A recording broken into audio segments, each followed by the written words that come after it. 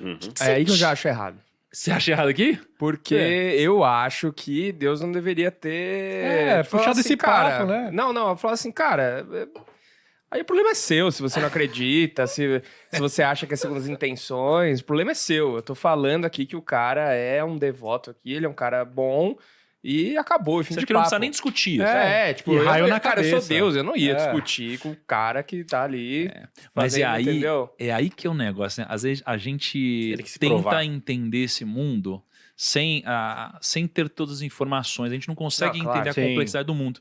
Então, no final das contas, se a gente não tivesse a noção do todo, a gente não faria o que aconteceu para nos trazer a moral da história que a gente vai colher no final dela, né? Sim. Então, assim, é como se Deus ele pode ver o passado, o presente, o futuro. Então, no final das contas, quando a gente fala do futuro, ele está no passado. O eterno é diferente na concepção dele. Então, tudo tem um sentido. Mas, Rodrigo, qual que é o sentido disso? Porque, realmente, como que eu vou deixar tocar em alguém que eu amo, cara? Não, e olha que interessante. Eu estou gostando de ver a sinceridade da problemática que vocês estão levantando aqui, e porque a Bíblia realmente é confusa quando você lê assim à primeira vista. E se houver algum ateu, agnóstico, alguém que não gosta da Bíblia lendo, tá vendo isso? Mas agora eu quero ver o que esse teólogo aí vai fazer para salvar esse livro tão ridículo.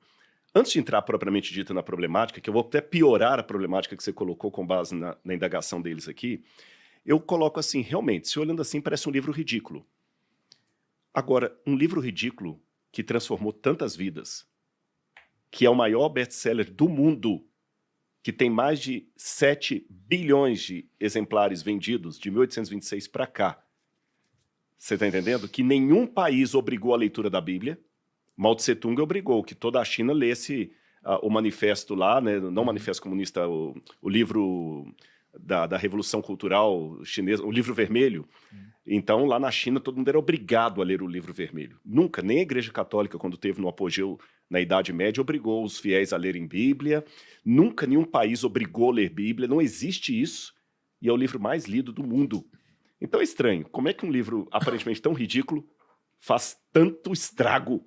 Ou para amá-lo, que pessoas deram a vida pelo... Eu nunca vi um especialista em Shakespeare dar a vida dele pela sua interpretação do Hamlet. Mas quantos mártires morreram pela Bíblia? Então, peraí. Aparenta ser realmente uma história ridícula. Mas se essa história muda tanta gente, eu vou dar pelo menos um beneplácito da dúvida. Se chegar um cara aqui falando uma coisa de economia, que parece um absurdo por tudo que vocês imaginam, ou de investimento, mas o cara tá ficando trilionário, você fala assim, peraí, eu vou trazer o cara e quero saber o que ele faz. Né? Então vamos fazer isso com a Bíblia. Para começo de conversa, piorando a problemática que vocês colocaram, vou tomar licença para usar o seu exemplo aí, o cara não apenas se gaba com a mulher dele num bar, conversando com o outro, mas o outro ainda põe em dúvida. Sua mulher não é fiel a você, não. Ela não te bota chifre porque você dá dinheiro para ela. E ele vira e fala assim, não, eu deixo você contratar o amante, o cara mais bonitão aí, um ator global aí, qualquer coisa, o cara mais bonito que tem lá, para ele seduzir minha mulher, para ver se ela vai ser fiel a mim mesmo ou não. Seria ridículo um cara fazer um negócio desse. Então pra que correr Pra esse que correr risco, esse né? risco Ainda mais se ainda? fosse Deus, né? Você vai- assim, Eu tô não. piorando o que vocês colocaram. E pior ainda, se eu posso piorar ainda esse quadro, coitado do Jó. Parece que... Lembra aquele filme antigo, acho que era com o Ed Murphy, Trocando as Bolas? Que eram dois empresários que apostavam se um camarada da periferia podia Sim. mudar de vida, porque ele estava lá no topo, e o do topo caía. Né? Eles ferraram com a vida do CEO lá, e trouxeram o cara para cima, ferraram com a vida dos dois, e depois a aposta dos caras era de $1. Poxa, será que é isso que nós somos? Uma aposta entre o capricho de um Deus com o diabo? Vamos por etapas, então, para resolver isso. Quando você leu, num dia em que os filhos de Deus vieram apresentar-se perante o Senhor, veio também Satanás entre eles. Quando a gente lê isso aqui em hebraico, eu já começo a ver alguma coisa interessante. Primeiro, a palavra veio também. Normalmente, em hebraico, você usa uma partícula chamada vav conjuntivo, para colocar coisas juntas. Você está entendendo? Por exemplo, se eu falo o homem e o cavalo, raiz, versus, o homem e o cavalo. Pronto, tranquilo. Os homens e os cavalos. Raishim, rashushim. Pronto. Aqui não está esse vav, está gam, que eles traduziram por também. Esse veio também, gam, ha, satam, é irônico. Por isso que o São Jerônimo, que eu estava falando com você antes de a gente começar aqui, né? Ele, quando foi traduzir Jó, ele falou que Jó era como se fosse um campo enlamaçado, porque você escorregava na tradução, tinha que tomar muito cuidado, porque tinha muita ironia na tradução. Esse veio também, é uma coisa irônica, era aquele cara que não era para estar ali. Sabe, imagina assim, já que muita gente que acompanha aí o PrimoCast são pessoas que gostam de investimento, de empresa, de linguagem empresarial, então vou dar esse exemplo. Você teve um sócio que ferrou você na empresa, quebrou você, colocou o seu nome sujo na praça, você caiu, quebrou. Depois que você, com muita dificuldade, reergueu tudo e vai reinaugurar a sua empresa, a sua vida, o sujeito aparece lá no meio dos convidados no coquetel de inauguração. Aí você comenta comigo, eu pergunto, aí, como é que foi lá, Tiago? Ah, foi todo mundo, fulano. Você acredita que o ciclano também estava lá? É irônico, Sim. não era para estar. Então, o primeiro ponto da frase é isso. O diabo foi ao céu, mas não era para ele estar lá. Aí eu já vou deixar uma pergunta em suspense. Se não era para ele estar lá, por que ele estava? Por que Deus não impediu? Segura essa pergunta. A segunda coisa de uma atenção é que ele é chamado de Satã. A palavra Satã, em hebraico, aqui está com uma letra maiúscula na minha Bíblia, mas isso é um erro de tradução. Por quê? É lógico, haverá momentos em que o dito cujo, o carcará sanguinolento, como eles falam, será chamado de Satanás, como apelido. Mas, originalmente, a palavra Satã significa advogado de acusação, um promotor. E como é que eu sei que aqui está como advogado de acusação e não como nome próprio? Porque em hebraico você não usa artigo antes de nome próprio. Você entendeu? Eu não posso falar assim, o Rodrigo. Isso funciona em português, em hebraico não. Você não usa o Rodrigo, é Rodrigo. E é óbvio, né? Porque já é o nome próprio, não precisa de colocar artigo. Então, como no hebraico está no artigo gam, Satã, veio também o Satanás. Então, gramaticalmente, ali não está falando de um apelido, de um título, de um nome, mas de uma função.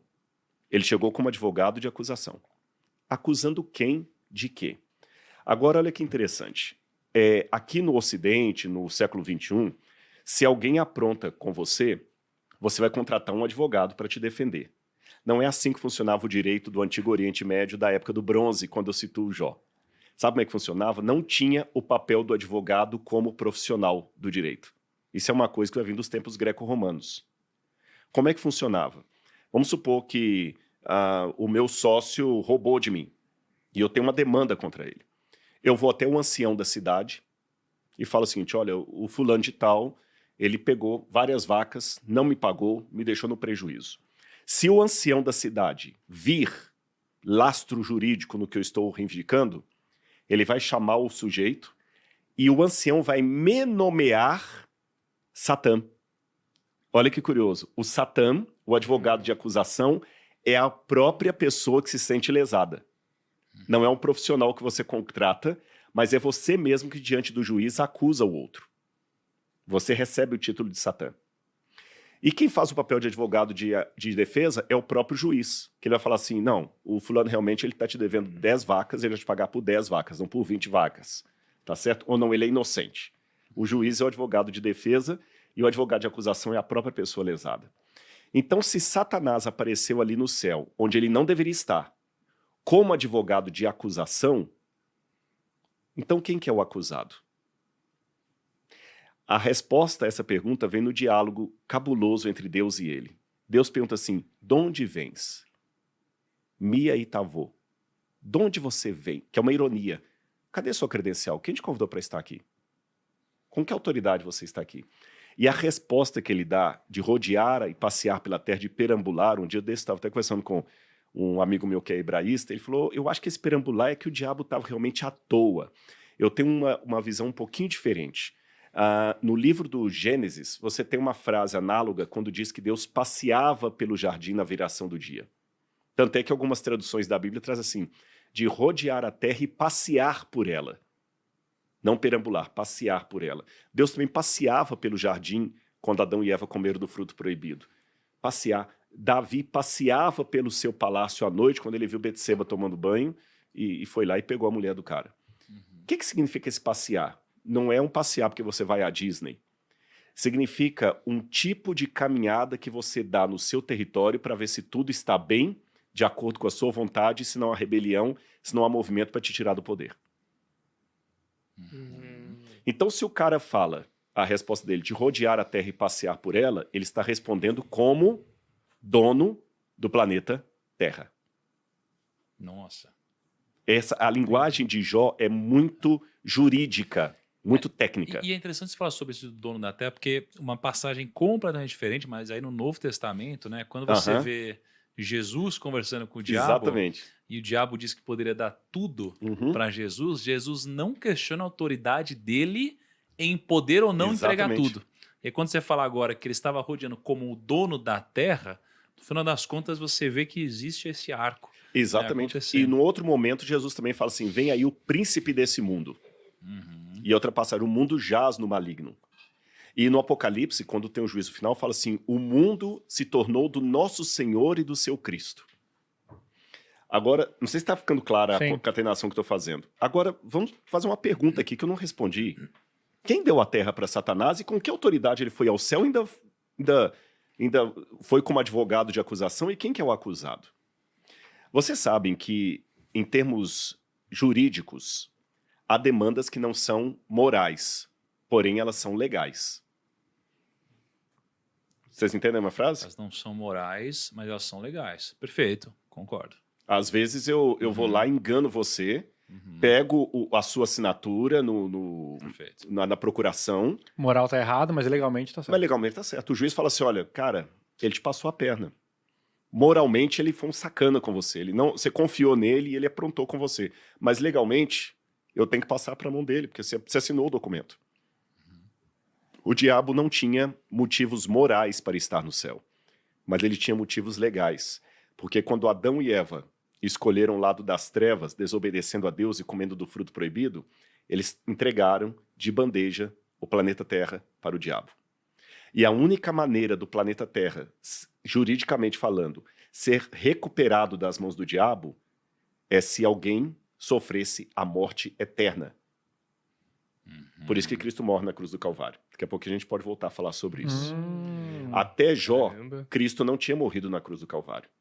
Então, não moralmente, porém juridicamente, o mundo ainda pertencia a Satanás. Caraca, plot twist, hein? Aí por que... Agora a gente começa a entender a ironia. Veio também Satanás.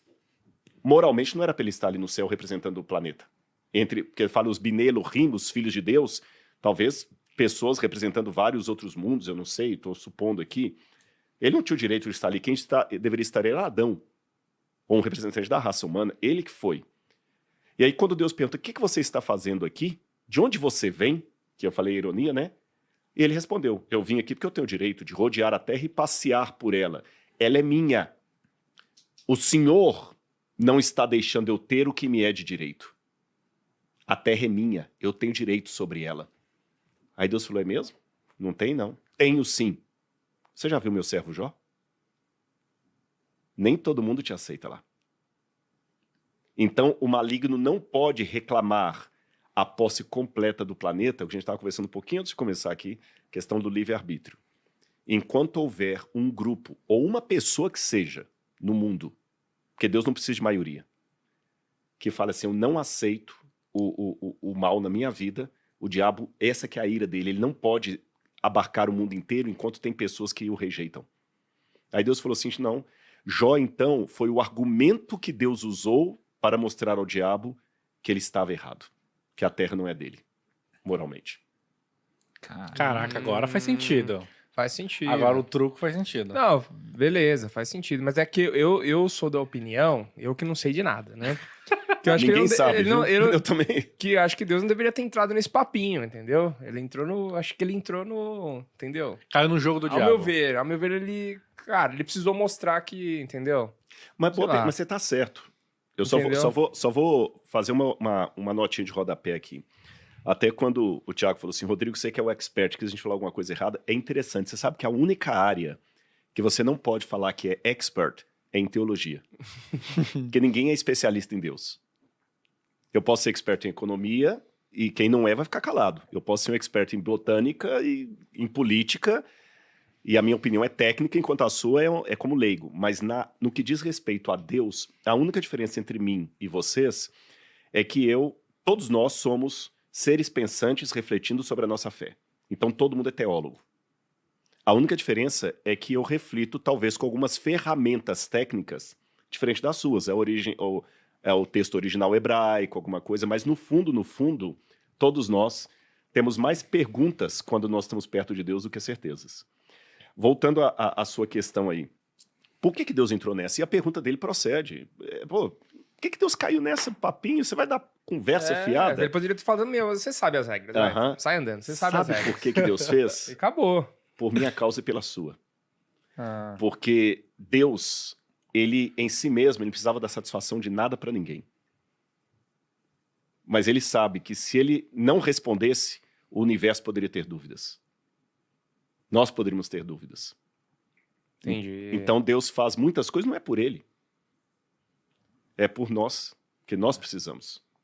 Entendi.